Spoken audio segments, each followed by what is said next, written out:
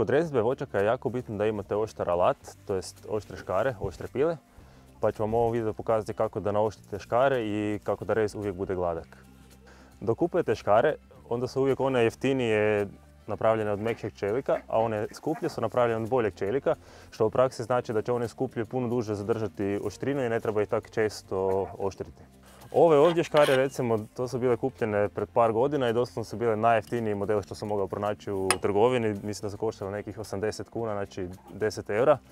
I škare su dobre, jako dobro režu, rez je ok, ali je problem što stvarno materijal nije baš, ne znam, nije baš dobar i ako režete jednu malo veću jabuku uvijek treba nakon toga već naoštriti. A dok recimo kod skupih škara koje imam u biti jednom na sezonu ako naoštrite, to je i više nego dovoljno. Prije nego krenete oštriti škare uvijek ih treba rastaviti na dijelove jer ćete tako lakše oštriti pod pravim kutom, to jest ne pod pravim nego pod pravilnim kutom pod kojim je bilo prije oštreno. Ove su znači skroz jednostavne, samo običan vijak i matica, nema onog posebnog kvika koji bi blokirao te sprečavao da se ne odvoje kod rezidbe.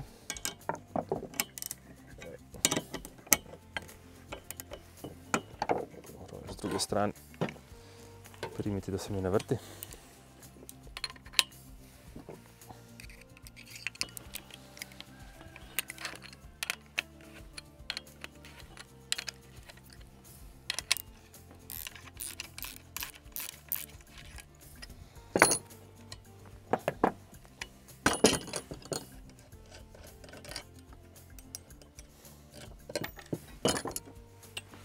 Evo ovako. Ovaj način oštrenja možda nije idealan, ali gledao sam da se može raditi sa stvarima koje ili svako ima kod kuće ili se može jako jeftino kupiti. Ovo je običan brus za kosu i sad što trebate napraviti, znači uvijek dok brusite, uvijek treba brus biti namočen jer onda puno ljepše oštri. Sad ga malo polijete s vodom. I ako imate ovakav brus, lijepo si ga pričvrstite ili ga može čak neko držati s ove strane. Ali možda bolje da se pričvrsti da se neko ne poreže.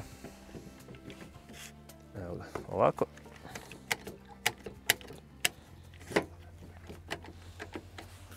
E sad, dok kupujete škare imate više tipova škara.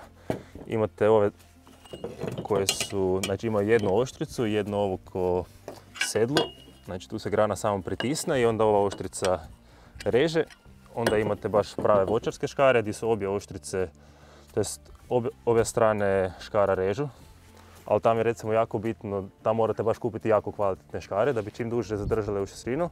Jer tamo je problem ako ih dosta oštrite, znači imaju ovak dvije oštrice koje trebaju točno nasjedati jedna na drugo. I kako vi to oštrite, onda uvijek skidate dio materijala i nakon što bi ih naoštrili više put, jednostavno će biti na sredini jedna rupa i onda neće to dobro porezati i jednostavno nema smisla. Ako već kupujete jeftine, onda kupujte ovakve škare. Evo pa sad sam proces oštrenja. Dok škare pogledate ovako, uvijek vidite da s jedne strane su one skroz ravne, a s ove strane su naoštrene. Znači tu je taj oštri dio i uvijek dok brusite, brusite samo ovaj kosi dio. Ovako. I jako treba paziti dok oštrite da probate zadržati isti kut pod kojim je bilo prije oštreno, uvijek pod istim kutom vučete. Jer sad recimo da bi taj kut, da stalno dižete škare ili malo više spuštate, onda ih u biti nećete naoštriti nego ćete ih otupjeti, a to je suprotno od onoga što želite. Ja volim sve to skupa namočiti jer nekako lakše ide. I sad krenete oštricu od sebe, krenete od ovog donjeg dijela i vučete i prema sebi i na stranu. Da dođete onak od početka pa po cijeloj dužini oštrice.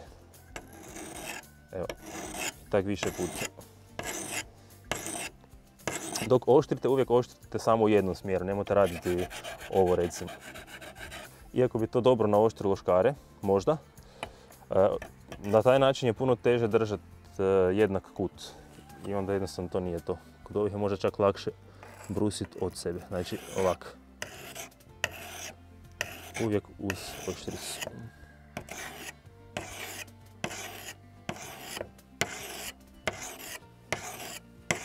To. I sad ako pogledate, možete vidjeti da se ovaj rup se već malo skinuo. skinuo sam materijal i ono već treba biti oštrije, ali slobodno još ponovite nekoliko puta.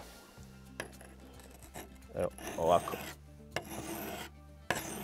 Znači jako je bitno taj nagib održavati konstantan.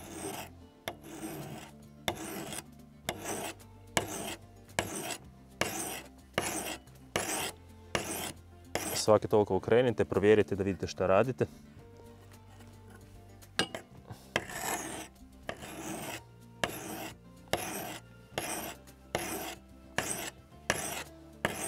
Na isti ovaj način se mogu jako lagano oštriti i kuhinjski noževi. Neće ih uštetiti, neće skinuti previše. Samo lijepo nježno i bolje više puta nego da baš pritišćete jako jer onda će samo štetiti.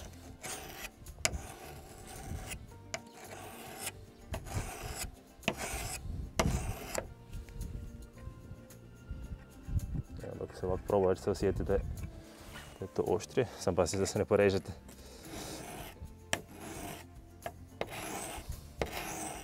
Znači lijepo po cijeloj dužini brusa i kroz cijelu dužinu noža. Tako je najbolje.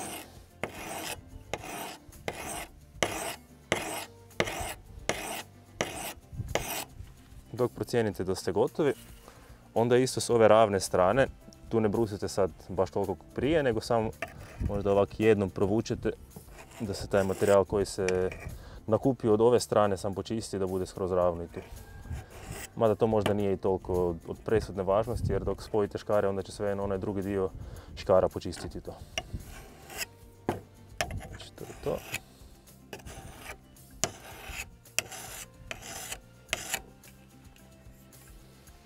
Drugi način za brušenje je da pričvrstite škare negdje. To meni sad tu baš nije najpraktičnije, možda ovako uz rub stola. Evo ovdje ćemo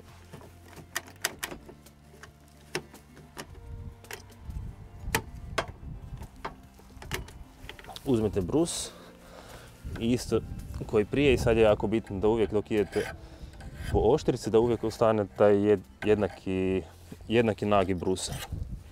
I onda isto možete, znači ili u ovom ili u onom smjeru, ali uvijek od početka pa do kraja oštrice. Mada ja više volim raditi na onaj prije način jer je puno lakše stvarno održavati taj kut i bit će bolje. Možete tako pokazati. I to možete lijepo vidjeti, znači ovo su stvarno jeftine škare i možete vidjeti kako se već i oštetile i neće to trajati toliko dugo, ali za prvu silu je ok.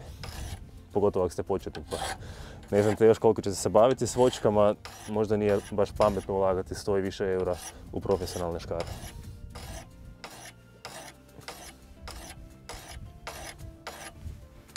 Evo, to je to.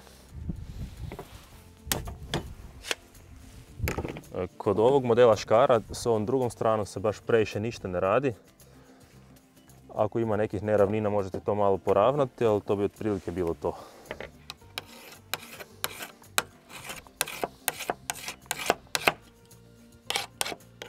Znači ništa previše, ovo samo treba biti da nas jedne. Dok su ovako rastavljene škare, dobro je da ih možda malo i učistite, zvede sprejom ili tak nečim. I dok su čiste, onda ih je dobro nauljiti, neće toliko hrđavjeti i bit će ljepše. Evo sad, dok ih spajamo, pazite da ih uvijek spojite tako kako su bile prije. Znači oštrica s ove strane, da je taj ravan dio ide uz ovu drugu stranu škara.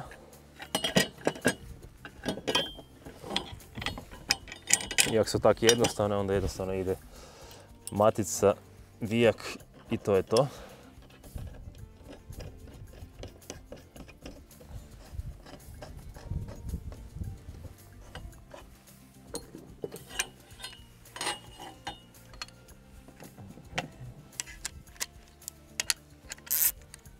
Strana.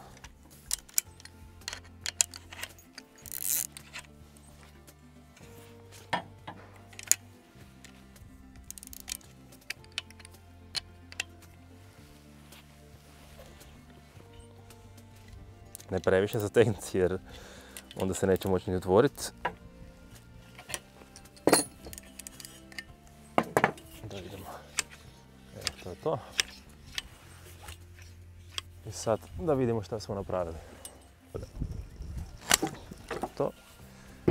Ako pogledate rez, možete vidjeti da je rez dosta lijep i gladak.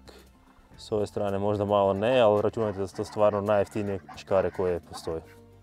Ovo ovdje su voćarske škare, one imaju oštrice s obje strane.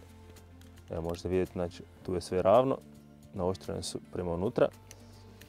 I tu bi sad bio problem, što sam prije pričao, ako oštrite ovaj dio i oštrite ovaj dio, s vremenom će se ovako ovdje napraviti rupica i onda dok je zatvorite, će ta rupica biti tak tu na sredini. I dok krenete prerezati granu, onda je neće prerezati skroz, nego će na sredini ostati jedan dio koji će se samo otrgnuti. I onda jednostavno niti ne izgleda lijepo, niti nije dobro za voćku. Tako da ovakve škare ako kupujete, kupite uvijek jako kvalitetne i da ih ne morate što duže oštriti. Dok imate oštre škare, onda možete krenuti u rezidbu. Na kanalu možete pogledati kako rezati jabuku, krušku i breskvu. Hvala vam na gledanju, ne zaboravite se pretplatiti na kanal, stisnite like i pitajte šta vas zanima u komentarima i vidimo se u sljedećem videu.